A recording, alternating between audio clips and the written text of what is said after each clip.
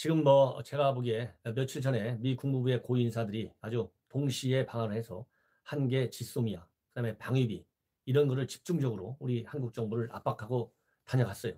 그런데 이번에 이제 오늘, 내일, 모레 매우 중요한 날입니다. 바로 미국의 고위 이 국방 관리들이 전부 한국에 옵니다. 왜냐하면 15일 날 한미 연례 안보 협의회가 열리고요. 그다음에 한미 군사 회의가 열려요. MCN 회의하고 SCM 회의.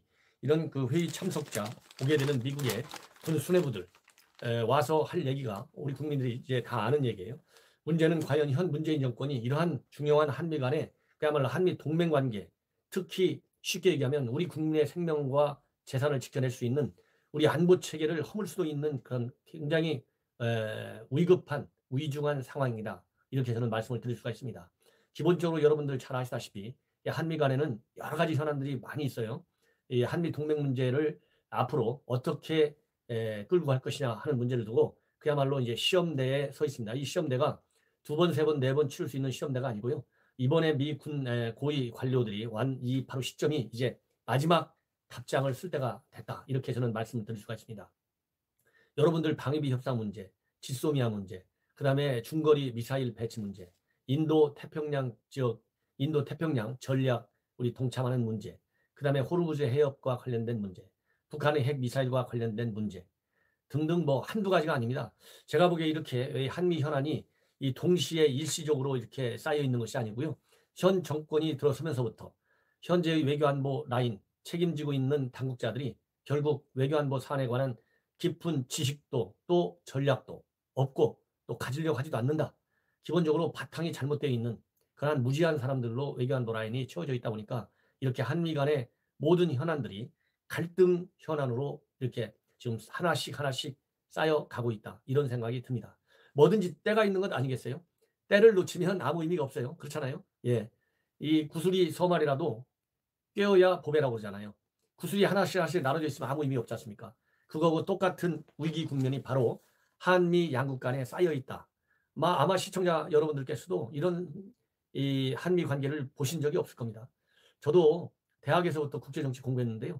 이렇게 우리 한미 양국 간에 또 이 국가 간에 이렇게 짧은 시간에 우리 안보 체계, 동맹 관계이면서도 이견이 생기고 또 그것을 물고 늘어지는 김정은과 그리고 그 뒤를 받쳐주고 있는 중국과 러시아가 호시탐탐 우리 한국을 넘겨보고 있어요. 무시하고 있어요. 이거를 제대로 된 전략과 정책 그리고 거기에 합당한 그러한 정보들을 아주 끊임없이 잘 적시성 있게 수집해야 되는데 정보도 없고 전략도 없고 그리고 마땅한 사람도 없는 매우 참 희한한 그 외교안보 관계가 바로 한미 관계다. 이렇게 말씀을 드리고 싶습니다. 자, 그렇다 본다면 이제 더 압축해서 말씀드리면 이제 방위비 문제부터 말씀을 드리겠습니다. 방위비하고 관련해 가지고는요. 제가 어젯밤에도 말씀드렸지 않습니까? 밀리 미 합참의장이 부자 나라에 왜 미국인이 희생되어야 하느냐. 예. 일본과 한국 같은 부자 나라에 왜 미국 군인들이 와 있어야 되느냐. 이거를 미국에 있는 평균 미국인들이 거리에 있는 미국 시민들이 이해할 수 있게끔 이제 설명을 해줘야 할 때가 됐다. 이 얘기를 뒤집어 말하면요. 이 밀리 합참의장도 이제 외교관이 된 것 같아요. 외교관. 해리스 조한 미 대사가 외교관이 됐잖아요. 해군 참모총장에서. 그런 것처럼 이 합참의장도 이렇게 말을 돌려서 하고 있어요. 외교적 표현입니다. 이 얘기는 결국 뭐냐. 방위비 분담금을 한국이 제대로 내지 않을 경우에는 미군을 내가겠다. 이런 얘기 아니겠습니까? 그러면 현재 이 방위비 협상, 이러한 생각을 가지게 된 것은 기본적으로 트럼프 때문이잖아요. 트럼프는 모든 외교적인 중요한 현안, 양자 간의 관계든 다자 간의 관계든 중요 외교 이슈에 관해서 항상 우선 돈이 앞을 가리고 있어요. 돈 문제가 해결돼야 돼요. 미국 호주머니, 미국 국민들의 세금에서 나가는 돈이 많으면 일단 무조건 이건 아니다. 이렇게 생각하는 사람인 것 같아요. 일종의 조금 전에도 제가 방송에서 말씀드렸는데 이거 키신저 책을 읽어본 건지 키신저의 미친 이론, 매드맨 시오리라고 하는 미치광이 전략이라고 한국말로는 그렇게 번역이 돼서 언론에 나오고 있는데요. 그냥 쉽게 얘기해서 미친 전략이라고 보시면 될 것 같습니다. 매드맨이 아니고 매드 시오리라고 하면 될 것 같아요. 이 얘기는 뭐냐? 얼토당토 않게 밀어붙여가지고 상대방의 혼을 빼놓는 거예요. 예. 이미 그 헤일리 전 유엔 대사가 얘기했잖아요. 이런 미친 전략을 통해서 중국과 러시아를 겁줘가지고 유엔 제재를 통과시켰다. 이것도 우리 한국에 대해서도 미친 전략을 지금 쓰고 있다. 김정은이한테만 쓰는 게 아니라. 왜? 문재인 정권이 잘만 하면 넘어갈 것 같던데 안 넘어가고 자꾸 김정은이하고만 가까워지니까 일종의 트럼프식 미친 전략은 트럼프식 벼랑 끝 전략입니다. 그래서 돈을 대라 아니면 우리는 나간다 이렇게 하고 있는데 여기에 제일 앞장선 사람이 지금 현재 뭐 제일 앞장섰다기보다도 미 관료들이 전부가 트럼프 이렇게 떠받치고 있어요. 그 이유는 이미 틸러슨 국무장관도 갔죠. 매티스 국방장관도 갔죠. 그러니까 트럼프한테 진실된 직언을 할 수 있는 강요들이 다 빠져나갔어요. 뭐 이러다 보니까 어른의 축이라는 말까지 axis of adult 이 악의 축 김정은이잖아요. 이란 이제는 어른의 축이 미국에서 사라졌다. 그러다 보니까 거꾸로 어른의 축이 안 나타나도 되는데요. 이 미친 전략에 아부하는 이 군인까지도 아부하는 합참의장. 그래서 근데 아부하는 수위가요. 굉장히 높아요. 그래서 쥐소미아에 대해서는 옳은 얘기를 했지만 이 방위비에 대해서는 지나친 요구 여기에 합참의장까지 동참하고 있다. 이런 말씀을 드리고 싶어요. 그러면 합참의장뿐이냐? 아닙니다. 주한미 대사도 마찬가지예요. 해리스 대사도 돈 부자 나라인데 뭐 덜 낼 게 뭐가 있느냐? 더 내라. 그게 마땅하다. 이미 오래전에 그렇게 하고 다녀요. 우리 국내에서. 여러분들 다 아시잖아요. 그 다음에 또 누가 지금 이제 제가 말씀을 드리고 싶은 것은 이 밀리 합참의장 이렇게 방위비 문제 확실하게 얘기했지만 또 방위 문제에 관해서 확실하게 얘기하고 있는 사람이 바로 에이브럼스 한미연합사령관. 이 한미연합사령관은 주한미 사령관이 연합사령관을 겸하고 있잖아요. 이 연합사령관도 방위비 문제에 관해서 확실하게 얘기를 하고 있습니다. 뭐라고 얘기했냐면 해리스 주한미 대사가 한국 정부가 더 많은 돈을 내야 된다. 이렇게 얘기를 했는데 자기도 그런 생각에 동의한다. 이렇게 얘기했어요. 예. 이렇게 얘기를 했습니다. 바로 취임 1주년을 맞은 기자 간담회 어제인데요. 어제 그렇게 얘기를 했어요. 에이브럼스 사령관이.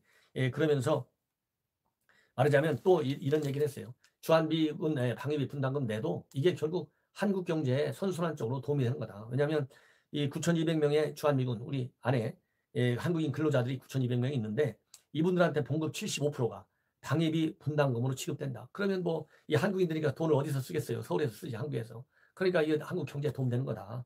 그리고 주한미군의 건설비, 시설 유지비 이런 거를 바로 방위비 분담금에서 내는데 이거 결국 다 시설 확충, 우리 한국에 있는 주한미군들 시설 확충에 들어가는데 이거 결국 누가 건설하냐?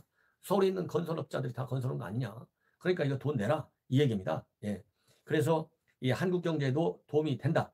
이런 점을 강조하고 나섰어요. 그리고 지소미아 관해서는 여러분들 이미 다 아시죠?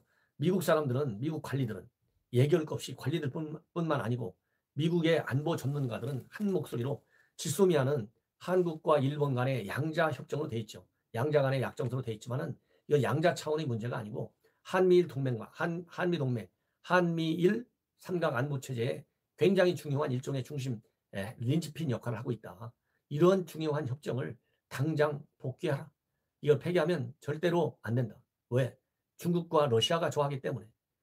이러한 입장에 좀 더 변함이 없어요. 그러니까 지소미아의 의미에 관해서 지소미아의 이 동북아 지역 그리고 이 아시아 지역에서 주는 영향에 있어서 똑같은 생각을 하고 있어요. 그래서 이 지소미아라고 하는 것은 이제 한미 동맹 차원에서만 거론되고 또 미일 동맹 차원에서만 거론되고 또 한미일 삼각관계에서만 거론되는 그러한 협의 개념으로 지소미아를 봐서는 안 된다. 지소미아는 결국은 이 북한이 누굽니까? 중국의 배후 세력이잖아요. 중국을 배후 세력으로 가지고 있잖아요. 중국의 힘을 가지고 북한이 지금 우리를 이렇게 밀어붙이잖아요. 그런 건 그렇기 때문에 결국 지소미아가 북한 관련 정보, 이어서 북한을 지원해주는 중국 관련 정보, 중국의 동북아 한반도에 대한 군사적인 정보, 이런 것까지도 다 포괄적으로 다룰 수 있는 협정이기 때문에 이것은 바로 미국이 지금 가지고 있는 게 뭡니까? 아시아 쪽에서. 전 세계적인 차원에서. 전 세계적이라고 해도 일단 아시아죠. 아시아를 벗어나야 유럽까지 가고 중남미, 아프리카까지 가는 것 이렇게 생각하잖아요. 그러니까 아시아에서 중국 패권을 견제하는 것이 미국 역대 정부. 오바마도 아시아 중시 정책을 썼잖아요. 말만 달라요. 아시아 중시 정책, 아시아 재균형 정책, 에이시아 리밸런싱 시오리라고 그러잖아요. 팔러시라고. 그런 것처럼 아시아를 중시하는 정책이 인도 태평양 정책인데 왜 아시아를 중시하느냐? 트럼프가 바로 중국 때문에 그러는 거예요. 중국이 누구를 앞세우니까 지금 북한을 앞세워서 미국을 흔드는 거 아니겠습니까? 이러니까 미국은 참을 수 없다. 그러면 인도 태평양 전략에 또 장애를 주는 것이 한국의 지소미아 철회예요. 이러니까 미국 입장에서는 지소미아와 관련해서는 뭐라고 얘기할 수가 없어요. 그냥 이거는 무조건 하고 돌아와라. 이게 지금 미국이 주는 강력한 압박입니다. 지금 그래서 이 압박의 수위가 바로 내일은 14일 날은 누가 오느냐? 미 국방장관이 와요. 미 국방장관이 누굽니까? 사실상 트럼프 빼놓고 최고 높은 사람이 미 국방장관이에요. 전 세계 국방장관이라고 해도 과언이 아닐 정도로 미 국방장관의 역할 엄청 중요한 사람이에요. 이 사람이 내일 또 옵니다. 그러면 이 장관까지 와가지고 할 얘기가 뭐가 있어요? 자, 인도 태평양 사령관 오죠. 합참의장 오죠. 미 국방장관 오죠. 여기에 해리스 해군 참모총장입니다.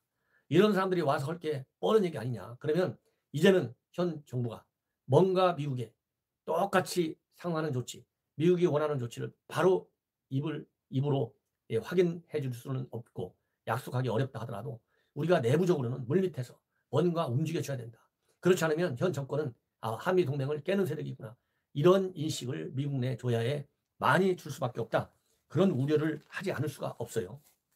그 다음에 이제 또 하나 얘기하겠습니다. 지소미아와 방위비. 이제 여러분들 이해하시죠? 이제 정말 이제는 거꾸로 우리 입장에서 제가 보기에 여기서의 우리는요. 우리 애국 우파 세력들입니다. 애국 세력들입니다. 좌파는 전작권 갖고 오려고 해요. 전시 작전권을 가져와야 자주국방을 하는 것처럼 잘못 알고 있어요. 한마디로 무식한 거예요. 예. 그러면 유럽 나라들은 전부 자주국방을 못하는 나토 회원국들, 자주국방을 포기한 나라들입니까? 국제정치의 기본 원리 동맹이 뭡니까? 동맹은 내 안보 위협은 너의 안보 위협이다. 같이 막아내는 게 동맹이에요. 그래서 자주국방, 전작권 전환하고 물론 아무 관계는 없겠죠. 그러나 우리가 정말 자체적으로 우리의 능력으로 북한의 핵과 미사일을 억제하고 요격할 수 있는 체계를 갖추지 않는 이상, 그리고 우리 자체의 외교력으로 중국의 한반도 말하자면 지배 야욕, 그리고 일본도 마찬가지잖아요. 한국이 한반도에 있어서 일본의 영향력이 쇠퇴하는 걸 일본이 바랍니까? 그러니까 오늘 아침 신문 보면 지난 5월에서 9월까지 일본의 야치 쇼타로 국가정보국장, 안보국장이 북한 평양을 3번이나 가가지고 김정은이 만나서 우리하고 둘이서 이제 국교 정상화하자. 일본 북한 정상회담하자. 이렇게 얘기했다는 거 아니겠습니까? 세천하나.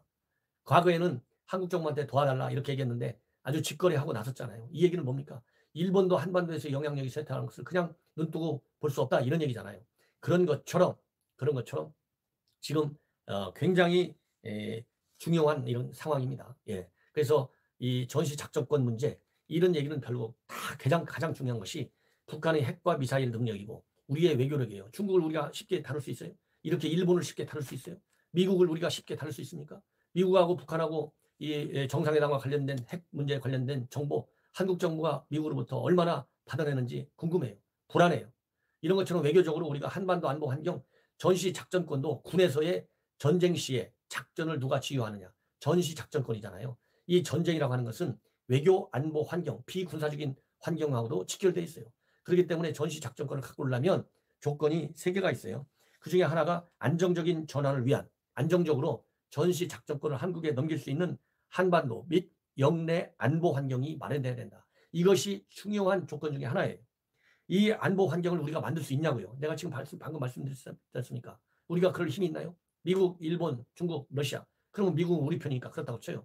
일본도 우리 편이긴 하지만 이렇게 갈등을 겪으니 우리가 마음대로 할 수 있는 게 하나도 없다. 그래서 이 조건이 굉장히 중요한 조건인데 북한이 핵과 미사일을 가지고 있고 현 정권이 이념 지향적, 이념 편향적인 그러한 대외 관계를 관리해 나가는 정책으로 일관하는 한 이런 환경 즉 조건은 만들기 어렵다. 이것이 저의 판단이에요.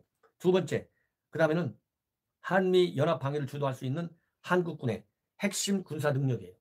과연 우리가 연합 방위를 주도할 수 있는 핵심 군사 능력 지금요 우리 방위비 우리 국방비 GDP의 3% 이상으로 확 늘려야 돼요. 지금 2.56%밖에 안 됩니다.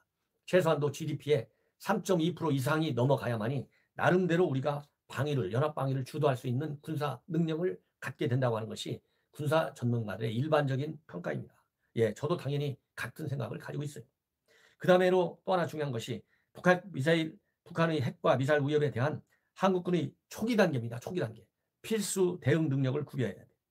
시청자 여러분, 우리가 지금 이번에 북한이 신종 무기 세트 4가지 다 아시죠? 이런 4가지를 동시에 북한이 전쟁할 때 그러면 이스칸데르 새로 개발한 거 하나 쓰고 그 다음에 스커드 미사일 하나 쓰고 그 다음에 노동 미사일 하나 쓰고 그러나요? 한꺼번에 다 쏘는 거죠. 그게 기본 아닙니까? 이거 뭐 어린애라도 다 아는 얘기죠. 그럴 때 우리가 요격 체계가 없어요. 그런데 이렇게 이 핵미사일 위협에 대응할 수 있는 대응 능력을 우리가 가지고 있냐 이 말이에요. 이 대응 능력을 현 정권이 이제 2년 반 남았는데 2년 반 안에 이러한 세 가지 조건을 우리가 갖출 수 있냐 이거예요. 절대 못 갖춘다는 게 제 판단입니다. 그렇기 때문에 에이브럼스 사령관이 뭐라 그랬냐면 전자권 전환은 시간이 아닌 조건에 기초한 것이다. 이렇게 기자 질문에 답변했어요. 이 얘기는 현 정권은 2022년 5월 이전에 반드시 전자권을 전환하겠다고 하는 목표 시점을 삼고 있어요. 즉 시간에 기초를 두고 시간을 목표로 전자권 전환을 밀어붙이고 있어요. 그러나 에이브럼 사령관은 분명하게 전자권 전환은 시간이 아닌 조건에 기초한 것이어야 한다. 이렇게 얘기를 하고 있습니다. 이 얘기는 결국은 미국의 이 핵 부산에 의지할 수밖에 없다. 이런 얘기랑 마찬가지고요. 이렇게 미국이 방위비 분담 압박을 하고 이럴 바에 우리가 어차피 조금 대줘야 되잖아요. 노딜, 방위비 협상 금년 안에 안 끝나면 된다. 시간 질질 끌어라 이런 얘기도 있어요. 노딜, 노딜은 말이 안 됩니다. 작년에 연말까지 안 지키다가 우리가 손해봐가지고 1년짜리밖에 못했잖아요. 차라리 주한미군을 그러면 이렇게 방위비 안 내면 빼가려고 한다. 이런 지금 암시가 나오고 있는데 그럴 바에는 우리한테 자체 핵 무장을 허용하면 될 것 아니냐 이런 반론이 이제 우리 조선일보 오늘자 사설이 밝히고 있습니다. 핵 자체, 핵 주권론이죠. 자체 핵무장 아니면 전자권 전술핵 재배치 아니면 핵 공유 협정에 미국이 적극적으로 협조해야 된다. 이것은 우리 자유한국당의 민평론에서 주장되고 있는 바와 맥락을 같이 하고 있습니다. 물론 자체 핵 무장론은 나오지 않고 있어요. 핵 공유 협정, 전술핵 재배치까지가 민평론에서 나오고 있는 얘기입니다. 시청자 여러분 대단히 감사합니다.